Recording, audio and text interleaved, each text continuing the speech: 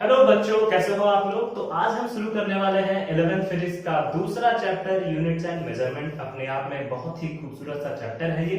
हम डिस्कस करेंगे आज फिजिकल क्वांटिटीज के बारे में, उसका विभाजन आखिर क्यों हुआ फंडामेंटल और डिराइव्ड में, फिर अदर सिस्टम ऑफ यूनिट्स क्या है, एसआई यूनिट की क्यों जरूरत पड़ती है। तो इन सब सारी चीजों के बारे में हम बात करेंगे। हमारे साथ बने रहिए। चलिए शुरू करते हैं।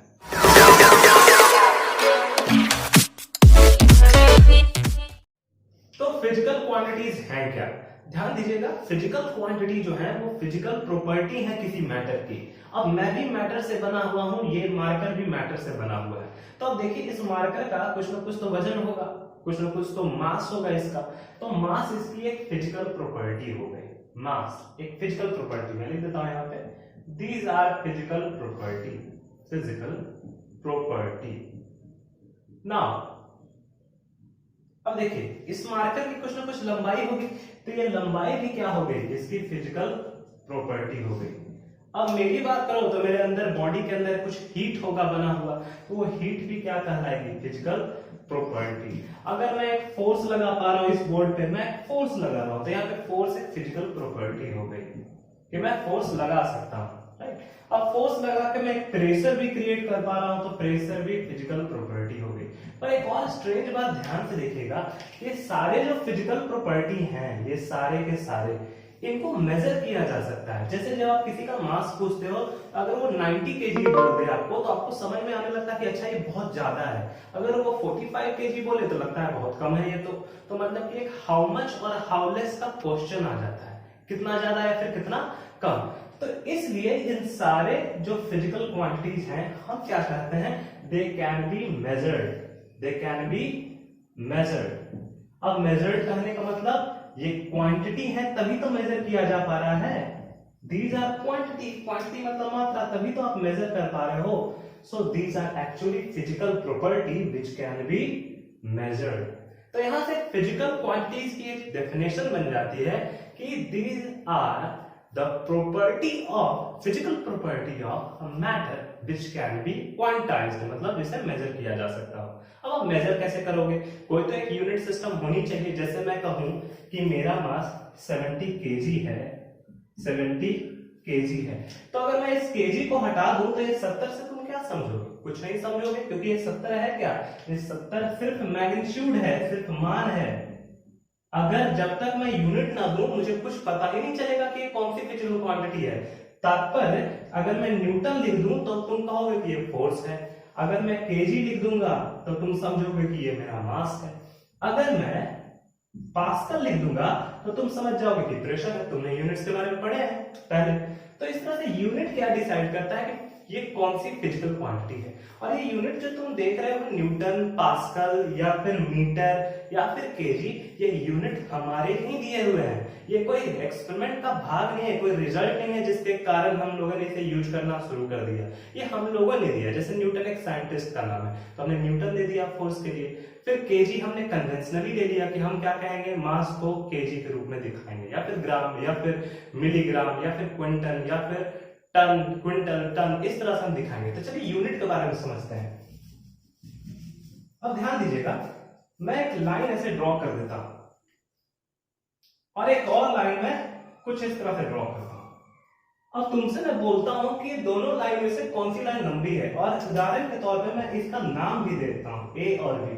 अब तो तुम्हें साफ दिख रहा होगा कि लाइन कौन सी लंबी है, बी नहीं बल्कि ए लंबी है, राइट। बी छोटी है इससे। तो आपने किया क्या, यहाँ पे आपने कंपैरिजन किया, राइट। आपने कंपैरिजन किया कि ये शुरू तो हो रही है एक ही पॉइंट से, पर ये ज्यादा दूर तक जा रही है और ये कम दूर तक जा रही है। तो यहाँ से आप कंपैरिजन करके कह देते हो कि ए लाइन जो है वो लंबी है। तो ये आपका यहाँ पे क्या हो गया, ये आपका एक यूनिट बन गया। दिस इज 1 यूनिट, और ये लाइन जो है ये 1 यूनिट से बड़ा है। तो लोगों ने क्या किया, कुछ खास लंबाई को मीटर कहना शुरू कर दिया कि वो उसका क्या होगा, वो 1 मीटर कहलाएगा। ठीक है, 1 मीटर लोगों ने ये शुरू कर दिया कि अगर यहां से लेके यहां तक की लंबाई होगी तो ये 1 मीटर कहलाएगी। अब ये चीजें फैल गई, पूरे शहर में फैल गई कि देखो यहां से लेके यहां तक 1 मीटर कहलाएगी। सभी लोग इसी चीज को फॉलो करने लगे। इस तरह से चीजों को मेजर कर सका गया बहुत ही आसानी से और बिना बेईमानी से मेजर करने लगे। अब ये सिस्टम जो हुई वो फैलने लगी इंटरनेशनली, ग्लोबली, सभी लोग इसी को मानना लोगों ने शुरू कर दिया कि हाँ यहाँ से लेके यहाँ तक को हम क्या कहेंगे, 1 मीटर कहेंगे। किस चीज की यूनिट हो जाएगी, ये डिस्टेंस की यूनिट हो जाएगी। अगर आप यूरोप जाते हो तो यूरोप में भी 1 मीटर कितना होगा, इतना ही लंबा होगा। इंडिया में हो तो इंडिया में भी 1 मीटर कितना होगा, इतना ही लंबा होगा। अब केजी की बात करें तो अगर आप किसी दुकान में चले जाते हो तो आपको दिखता होगा ये लोड सेल, सभी ने देखा है, ठीक है। ये लोड सेल आपको दिखता होगा जिसपे लिखा रहता होगा 1 केजी। अब अगर आप इसको उठाते हो तो आपको कुछ भार महसूस होता है। अगर आप दूसरे दुकान में जाके इसी 1 केजी स्पेसिमेन को वहां उठाओ तो वहां भी उतना ही भारी महसूस होगा। अगर तुम श्रीलंका में जाके उठाओगे इस 1 केजी मास को तो भी उतना ही भारी महसूस होगा। तो यहाँ पर से हमने समझा क्या, ये केजी जो है उसको कन्वेंशनली लिया गया है। कन्वेंशनली कहने का मतलब मान लेना, एजम्पशन कर लेना कि ये हमारा 1 केजी है, और अगर इससे दुगना हो जाए कोई चीज तो 2 केजी हो जाएगी। इस तरह से हमने एक यूनिट बना लिया। तो यहाँ से एक यूनिट का डेफिनेशन ये बनता है, unit is a system of measurement, एक सिस्टम है मेजरमेंट का, विच इज टेकन कन्वेंशनली, जिसे कि हम कन्वेंशनली लेते हैं, and should be internationally accepted, और जिसका एक्सेप्टेंस वर्ल्ड वाइड होना बहुत ही जरूरी है ताकि कोई कंफ्यूजन की स्थिति ना हो और आसानी हो। अब हम समझेंगे कि आखिर क्या यही एक ही यूनिट से काम चला लेते हैं क्या हम, जैसे कि मास का मैं केजी लिख रहा हूं तो बस केजी ही है क्या, तो नहीं, ऐसा नहीं है। मास के यूनिट्स कौन कौन है आइए देखते हैं। चलिए तो देखिए यहां पे मैं मास लिख रहा हूं, ठीक।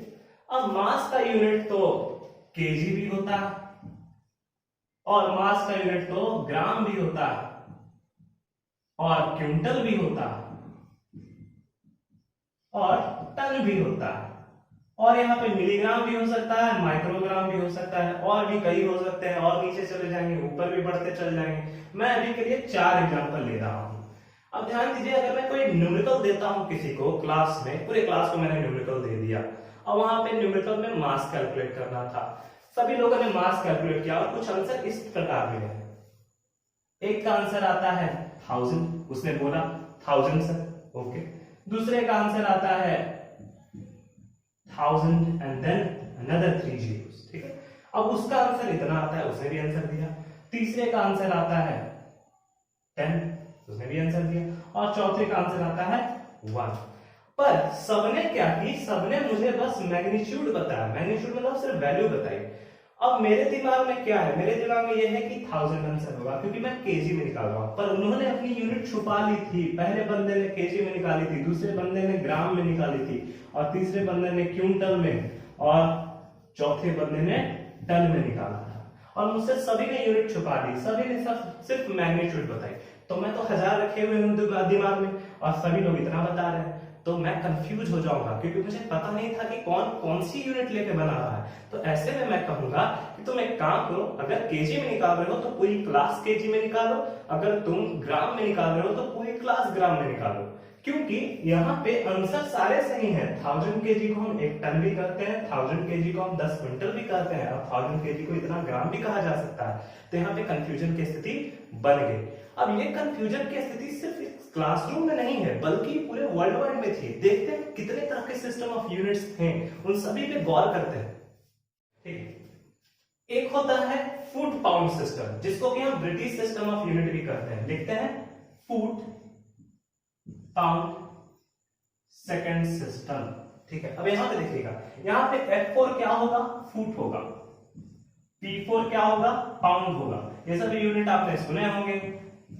सेकंड होगा S फॉर सेकंड। यहाँ पे एक चीज ऑब्वियस है कि जो फुट होता है वो लेंथ के लिए होता है। जैसे किसी इंसान की लंबाई कैसे नापते हो, फुट में नापते हो।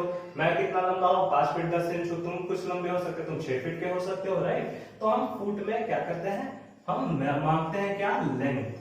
अब आते हैं पाउंड में। जब तुम केक खरीदने जाते होगे तो वहां पे लिखा रहता होगा 4 पाउंड का केक है या फिर 2.5 पाउंड का केक है। तो पाउंड किस चीज का है, मास का है, ये वजन बतलाता है, मास बतलाता है, ठीक है। और सेकंड तो सभी जानते हैं, सेकंड किस चीज के लिए है, टाइम के लिए है। अब आते हैं एक और सिस्टम ऑफ यूनिट पे जो कि है हमारा सीजीएस। सीजीएस। अब C4 क्या होता है, तो C4 होता है सेंटीमीटर, G4 होता है ग्राम, और S4 होता है सेकंड।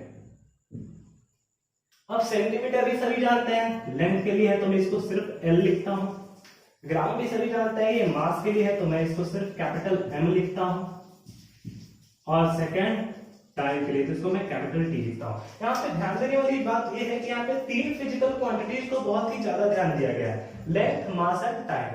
ये तीनों इसलिए हम ज्यादा ध्यान दे रहे हैं क्योंकि ये तीनों फंडामेंटल क्वांटिटीज है, आगे हम इस पर बात करेंगे। अब आते हैं एक एमकेएस सिस्टम है, एमकेएस सिस्टम। अब एमकेएस मतलब क्या होता है, एम फॉर क्या हो जाएगा, मीटर हो जाएगा, के फॉर हो जाएगा केजी, और एस फॉर हो जाएगा सेकंड। जिससे ये तो हम समझ चुके हैं कि ये लेंथ के लिए है, ये मास के लिए है और ये टाइम के लिए है। पर ये सारे यूनिट जो सिस्टम ऑफ यूनिट्स है, इससे कंफ्यूजन क्रिएट होगी। मान लीजिए सभी का प्रोजेक्ट एक साथ चल रहा है और कोई साइंटिस्ट यूरोप से है, कोई अमेरिका से है, कोई कहीं और किसी क्षेत्र से है, तो ऐसे में हो सकता है मास को कोई ग्राम में ले रहा हो, जैसे यहाँ पे मास को ग्राम में ले रहा है और यहाँ पे मास को कोई केजी में ले रहा है, यहाँ पे मास को कोई पाउंड में ले रहा है। तो यूनिट अगर बदलेंगे तो मैग्नीट्यूड भी बदलेगी। कैसे? तो आप खुद सोचिए कि अगर कोई 100 ग्राम ले रहा है तो जो केजी में ले रहा होगा वो कुछ इसको ऐसे लेगा, 0.1 केजी लेगा। तो यहाँ पे क्या बदल रही है, देखो ये मैग्नीट्यूड बदल रहा है, इससे न्यूमेरिकल पे असर पड़ेगा, उसके रिजल्ट पे असर पड़ेगा। इसलिए सभी ने मिलकर सोचा क्यों ना ऐसा किया जाए कि एक सिस्टम ऑफ यूनिट ऐसी रखी जाए जो सभी लोग एक्सेप्ट करें। तो उसको हमने कहा एसआई सिस्टम ऑफ यूनिट, जिसको फुल फॉर्म में हम कहते हैं, ये एसआई है, इसका फ्रेंच फुल फॉर्म होता है सिस्टम इंटरनेशनल, अदरवाइज हम इसको कहते हैं इंटरनेशनल सिस्टम ऑफ यूनिट्स। यहाँ पे इन फिजिकल क्वांटिटीज के लिए हम कौन से यूनिट लेते हैं, देखिए लेंथ के लिए हम लेते हैं मीटर, ठीक है, और मास के लिए लेते हैं केजी, और टाइम के लिए लेते हैं सेकंड।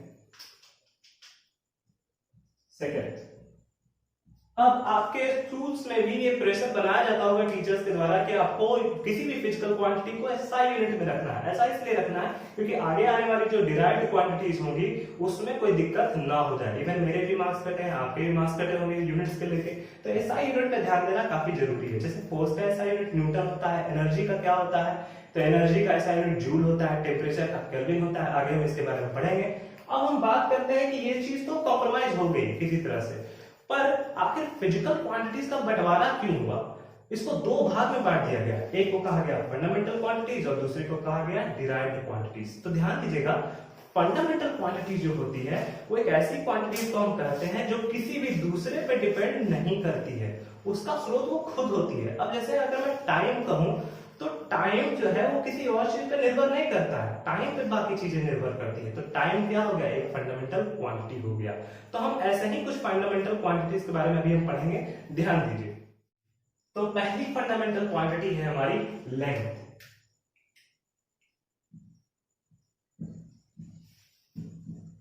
लेंथ का एसआई यूनिट क्या होता है, जानते हैं सभी, मीटर। इसका सिंबल क्या होगा, स्मॉल एम,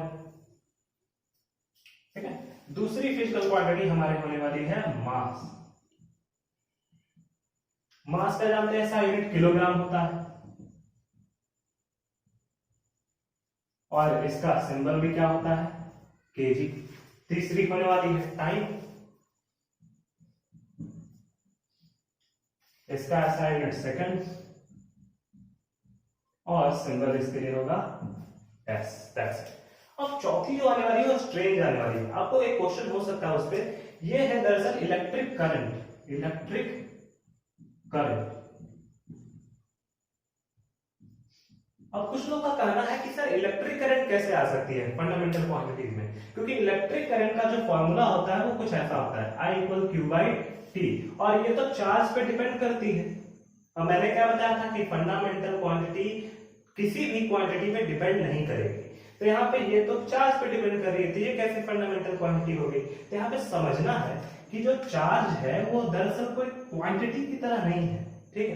ध्यान दीजिएगा, फ्लो ऑफ चार्ज को हम क्या बोलते हैं, इलेक्ट्रिक करंट। कहते हैं मतलब चार्ज अगर फ्लो करती है तो इलेक्ट्रिक करंट कहलाएगी। और चार्ज क्या है, एलिमेंट की प्रॉपर्टी है।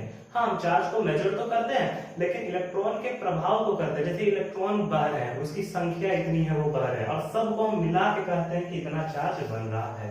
पर इनिशियली हम क्या बोलते हैं करंट के लिए? Current is flow of charge, और इसलिए ये फिर भी फंडामेंटल क्वांटिटी कहलाएगी, क्योंकि ये है क्या? फ्लो ऑफ चार्ज है। इसलिए हमने इलेक्ट्रिक करंट को फंडामेंटल क्वांटिटी में रखा। इसका यूनिट सभी जानते होंगे, 10th क्लास में आपने कई न्यूमेरिकल्स किए इस पे। एम्पियर होता है, इसका सिंबल क्या होगा? ए होगा। फिर आती है टेम्परेचर। टेम्परेचर ये भी फंडामेंटल क्वांटिटी है, और इसमें कई सारी चीजें आपको देखने को मिलेगी एनसीईआरटी में। उसके बगल में भी कई डेफिनेशंस लिखे हुए हैं। जैसे टेम्परेचर के लिए बोल्ट्जमैन कांस्टेंट से इसे रिलेट किया गया है। इलेक्ट्रिक करंट के लिए आपको one elementary charge 1.67 into 10 to the power -19 coulomb, इस तरह से -19 कूलम, इस तरह से आपको क्या किया गया होगा? रेफरेंस में लिया होगा। टाइम के लिए सीजियम एटम को दिखाया गया है। मास के लिए आपको फिर आइंस्टीन की जो एनर्जी की इक्वेशन है E = mc², वहां पे रिलेट किया गया है। फिर प्लैंक्स कांस्टेंट E = hν, जो रिलेशन है H = प्लैंक्स कांस्टेंट। तो ये सब सारी चीजें आपके लिए नई है और आपको टेंशन नहीं लेनी है। ये चीजें 11th के अंत तक खत्म हो जाएगी, और नहीं तो कुछ चीजें जो बच जाएंगी वो 12th में खत्म हो जाएगी। तो ये सारी चीजें आपको पढ़ाई जानी है, तो उसको बस आप एक बार पढ़ लीजिएगा, दैट्स इट। उसके ऊपर दिमाग खर्च नहीं करना है अभी। अब हम देखते हैं कि टेम्परेचर का ऐसा यूनिट क्या होता है। तो इसके कई यूनिट्स हैं, डिग्री सेल्सियस है, डिग्री फ़ारेनहाइट है, पर इसका ऐसा यूनिट क्या है? केल्विन है। केल्विन। इसको दिखाते कैसे हैं हम? के से। अब आता है सिक्स्थ है अमाउंट ऑफ सब्सटेंस। आपने 9th में इस पे काफी न्यूमेरिकल्स बनाए होंगे अमाउंट ऑफ सब्सटेंस निकालने के लिए। इसको मोल से रिप्रेजेंट किया जाता था। इसका ऐसा यूनिट क्या होता है? मोल। और इसको हम सिंबलाइज कैसे करते हैं? सिंबलाइज करते हैं MOL डॉट। इस तरह से हम लोग सिंबल, या फिर डॉट रहने दीजिए, MOL से हम इसको सिंबलाइज करते हैं। जो 7th है हमारी, वो है ल्यूमिनस इंटेंसिटी। ल्यूमिनस इंटेंसिटी क्या है समझते हैं इसको अभी। तो मैं कोशिश करूंगा मैं आपको जल्दी समझा दूं। ल्यूमिनस इंटेंसिटी कहने का मतलब तुम एक 1 मीटर चौड़ी और 1 मीटर लंबी एक शीट लेके खड़े हो जाओ, ठीक है? 1 मीटर लंबी 1 मीटर चौड़ी, कहने का मतलब 1 मीटर पर एरिया का एक शीट।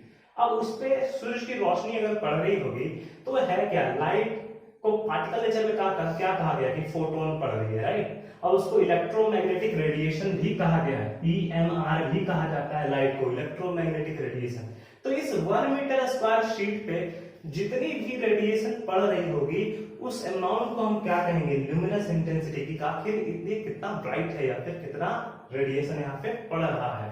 इसको दिखाने के लिए जो यूनिट होता है वो होता है कैंडेला, और इसको सिम्बलाइज किया जाता है CD से। तो इस तरह से हमने सारे फंडामेंटल क्वांटिटीज देख ली। पर डिराइव्ड क्वांटिटीज क्या होती हैं? जो दूसरा भाग है, डिराइव्ड क्वांटिटीज वह क्वांटिटीज होंगी जो इन्हीं सातों पर क्या करेगी? निर्भर करेगी, डिपेंडेंट रहेगी।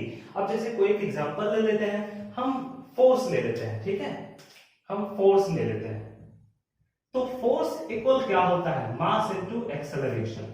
ध्यान देना, मास का ऐसा यूनिट क्या हो जाएगा? kg, और एक्सेलरेशन का ऐसा यूनिट क्या होता है? मीटर पर सेकंड स्क्वायर। अब आप ध्यान से देखो कि यहाँ पे kg आ गया। kg किसका है? मास का है, एक फंडामेंटल क्वांटिटी आ गई। अब ये क्या है? मीटर है। मीटर किसका है? लेंथ का, दूसरी फंडामेंटल क्वांटिटी आ गई। सेकंड क्या होता है? टाइम का होता है, तीसरी फंडामेंटल आ गई। देखो ये मिश्रण दिख रहा है, मिक्सचर दिख रहा है आपको। kg भी है, मीटर भी है, सेकंड भी है। कहने का मतलब मास भी आ गया, लेंथ भी आ गया और टाइम भी आ गई। तो इस तरह के मिश्रण जहां पे आपको मिलेंगे वो क्या कहला जाएगी? वो कहला जाएगी डिराइव्ड क्वांटिटी। अब हम इसको क्या नाम दे सकते हैं? Derived quantity. डिराइव्ड क्वांटिटी जो फंडामेंटल क्वांटिटीज पे निर्भर करे। अब एक और हम देख लेते हैं एग्जांपल। अब जैसे कि मैं ले लेता हूं मोमेंटम। मोमेंटम इक्वल क्या होता है? Mass into velocity. लेता हूं P से क्या दिखाया जाता है मोमेंटम को?